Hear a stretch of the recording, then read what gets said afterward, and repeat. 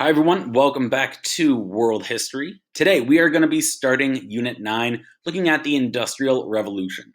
Today, we're going to look specifically at what are some of the factors that helped lead Great Britain into the Industrial Revolution. This is chapter 22 in your textbook and in your notes, so please follow along with your notes.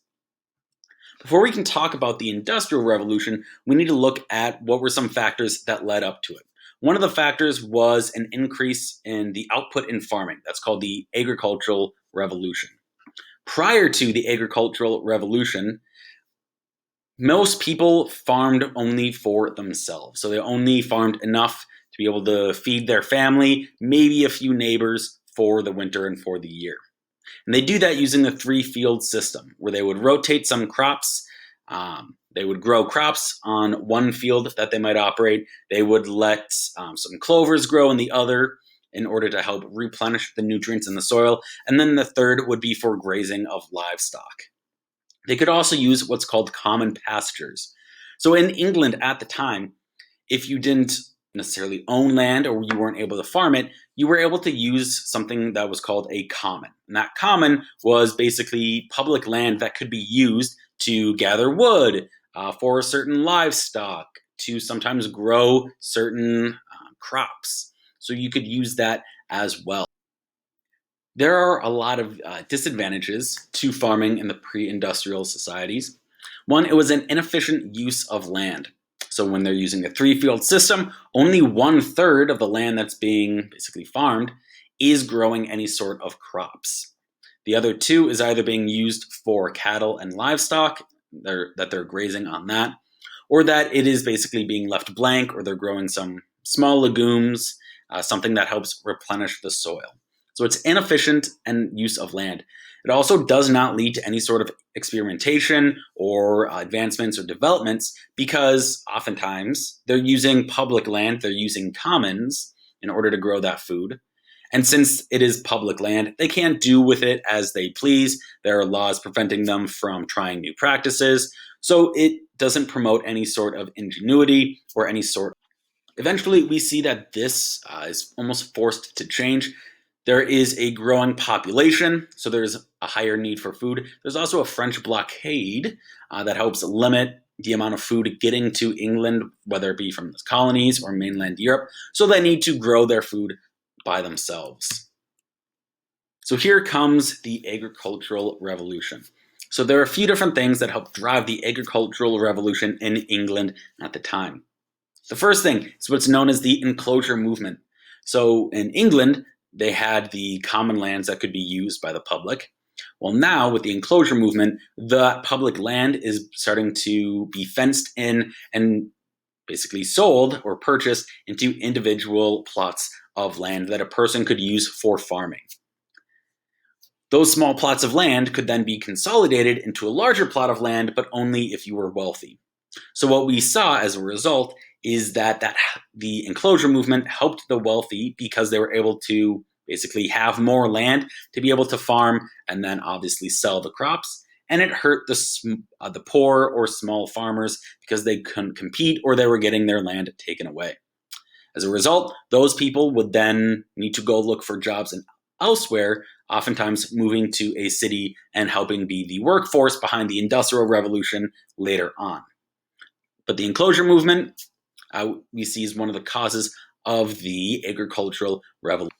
So there were a few mechanical inventions that also helped spark the Agricultural Revolution. The first is the seed drill. Now the seed drill was created by Jethro Tull, and what he did was basically created a machine that planted seeds at a certain depth and was able to do so in a straight line. He was concerned that there was too much waste when walking a field and tossing seeds or trying to plant it. So he wanted to save seeds and make it more efficient. The seed drill was effective in saving the seeds as well as increasing the yield of the crops. One of the other mechanical inventions was the basically creation and more widespread use of iron tools.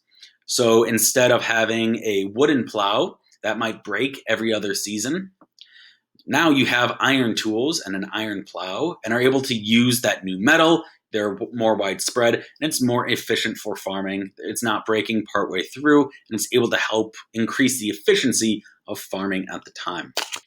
There are also new methods that helped spark the agricultural revolution as well. So one of the new methods was a more new and improved crop rotation. So they would do something similar to what I mentioned in the past with the three-field rotation, but now they were planting more legumes and turnips that helped increase or decrease the amount of time that a field needed to be left blank in order to grow crops again, and increase the amount of nutrients that the soil might have. So with the crop rotation, they're able to basically increase the amount of crops that any given piece of land can produce during a year. There are also new crops being introduced to England at the time, some corn and potatoes, whether it be from the New World or from Europe as a whole. And then some of the results of the agricultural revolution is that there's obviously more food to go around. This increase in the food supply is able to better feed the public and have a population growth as a result. Less people are dying of hunger, they're able to be healthier because they're being fed enough, and that leads to some population growth. So you can see that the crop rotation is going on right here. They would plant wheat.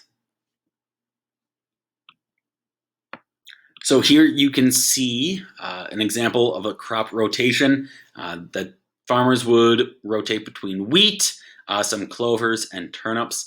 And in there, livestock would be able to graze on either the clovers or the turnips and then fertilize the field as well, greatly increasing the amount of crops that could be produced in any given year. So at this time, you have what is called the cottage industry, the beginnings of early capitalism.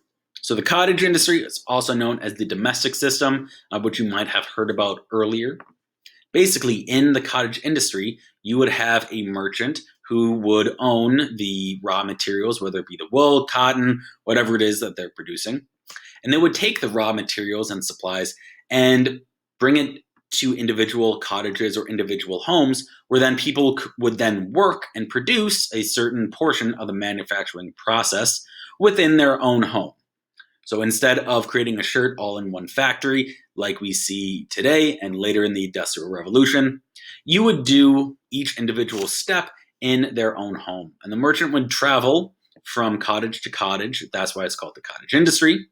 They would travel from cottage to cottage, bringing the supplies about once a week, and then collecting whatever materials were produced in that time and bringing it to the next cottage for the next stage of production. Then, once it was all said and done, the merchant would collect everything and sell it for more of a profit. And in this, we see that there are early stages of capitalism. And that is based on the private ownership of the material. The merchant owns whatever it is that they are producing and is able to use workers to help create some sort of profit. And with that, you see more and more merchants competing against one another in order to sell the most product, have the best workers, so on and so forth. Some of the effects of the cottage industry is that it produced a huge profit for merchants, and it was a new income source for peasants as well. So the merchants who own the materials, they were able to create a big or larger profit than they had in the past, as well as get money into the hands of peasants because they were able to work, maybe on days they weren't farming, or the wives would work while the husbands worked the field and farmed, and they were able to create some new source of income. So you can see kind of what it would look like, each person in their own cottage. Out of the cottage industry comes the textile industry and the factory system. So with an increase in demand for the textiles that are being produced, the cottage industry couldn't keep up with that growing demand. So instead, what we see is instead of people working in their individual homes, we start to see the rise of factories. So these factories are using new technology and new machines in order to produce the textiles at a much faster rate than it would be done during the cottage industry if each person was in their own home. So some of these inventions that are help powering the rise of factories are the spinning jennies and the water frame. What a spinning jenny is, basically, it takes the large raw material of cotton that you might have, transforms it into spools, which is more easily created into textiles. Then with the addition of a water frame to that, Richard Arkwright is able to power the spinning jenny, so power the thing, changing the raw material into the good that it needs to be at a much higher rate. And instead of having one person spin it by hand, they're able to use water and create it or have an output of about 200 times more. As a result, the output that England is able to use for creating the textiles is a lot higher. But now, since they're able to basically use the cotton more efficiently and get that cotton produced to spools that they're able to make textiles from, there is now a growing need for more cotton. So that is why you see a rise of other inventions such as the cotton gin that happens in America, because America at the time was a very large trading partner with England, especially when it came to exporting cotton to England. So with this new technology, you see that rise of factories. These machines are both too big and too expensive to be in each person's individual home. So you start to see people who have a lot of money or have some sort of capital create basically a place for people to come together and to work to create their new or their product. Now, some of the effects of the textile industry and the factory system are that we see a drop in prices. It is now cheaper to produce things. They're able to produce it on a higher scale with more output. Thus, we see a drop in prices. We see the overall output of the textile industry increase. And we start to see the move or the population shift from rural to urban. People want to live closer to where they are working instead of commuting a very long distance. At the time, it would take a very long time to go from a rural to urban factory. So we start to see that population shift partway through. So you can see kind of what the early factories or early spinning jennies might look like. Another invention that helped drive the Industrial Revolution was the creation of the steam engine. Now, steam engine was created by a man named James Watts in England. And the steam engine comes out of a need for energy. So early factories would use horses, oxen, or bulls, or be close to any sort of stream or river and use a water mill to power their factory and power these machines. With the invention of the steam engine, that helped solve a lot of the issues. They no longer needed horses or oxen that would eventually get tired or they might get sick. And now you didn't necessarily need to be near a river because you didn't need to have that constant flowing of water in order to power your factory. So steam solved a lot of energy demands. And how it would work is that steam would be basically you would have water in a pressurized container and it would start to heat it up. And once that water became steam, it was forced from high pressure, that high pressure container, to a low pressure, and it created movement in a wheel that was then used to be able to power anything that you might have. So you can see an example of what that might look like. You have the water in, I guess it's diagram C. You heat that up, the steam creates pressure, and it moves this wheel over to the right. And the overall effect of the steam engine is that it increased production in factories. So the textile industry soared after the steam engine was increased because they were able to basically power their factories without needing horses, oxen, water mills, things like that. Some of the effects of the steam engine and creation of the steam engine was that it greatly increased the output of production. So instead of needing horses or oxen or water mills, you could now heat water and use that steam to power your factory and have it basically almost never cease to be powering or have it be on. So that increased the output that factories were able to have at the time. It also led to an increase in mining and use of metals because more industry and more machines needed more metals, which meant there had to be more mining in order to get the metals and increase that. Luckily for Great Britain at the time, they had a lot of iron and coal. The increased need for metals and mining, we see that iron and coal helped drive that or help be driving factor in why Great Britain was able to have such a head start on the Industrial Revolution. So when you are creating new metals, you're creating new machines, you need iron in order to create the actual machine, and you need coal in order to heat it. Luckily, Great Britain has a lot of iron ore as well as a lot of coal that they were sitting on. So they were primed for using their natural resources to be able to basically drive the Industrial Revolution. So we can see that the need for iron, you can use it in farming tools, factory machines, as well as railways and creating the railroad system across England to transport some goods and materials across the country. You also have a need for coal. You need the coal to be able to heat the water to then create the steam. You also need it to be able to smelt iron and create basically a better form of iron that is stronger and better for machines. Because Britain had a lot of iron and coal, they were able to use their natural resources to help drive that industrial revolution. So you can see that mining becomes a very large part of British industry at the time, trying to get that coal in order to power the Industrial Revolution, not just for England, but for the entire world later on. Talked about the increased in output with food and the Agricultural Revolution, as well as the increased output in manufactured goods, the Industrial Revolution.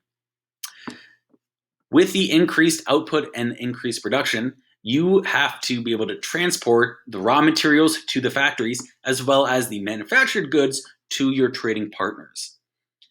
And that drives a need for better transportation. So at the time, it was very challenging to move goods and food and everything within a country's borders on land. It was also very hard to transport goods across the ocean. It took a very long time.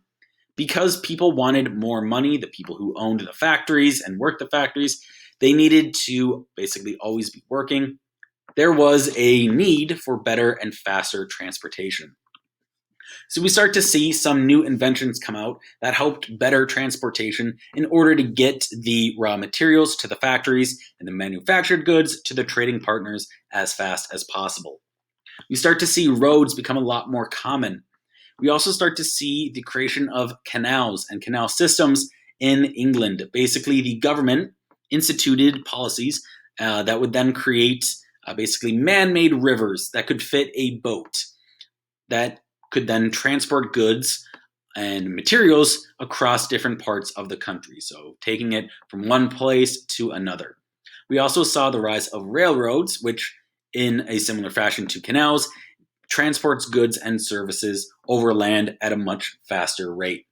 With all of these increased investments in transportation and with these inventions and the increased use of canals and railroads, we start to see that goods are being able to be transported much, much faster and for a lot cheaper. In England as well as Europe at the time, railroads start to expand very, very quickly because, like I said, you can transport goods or materials from point A to point B at a much faster rate.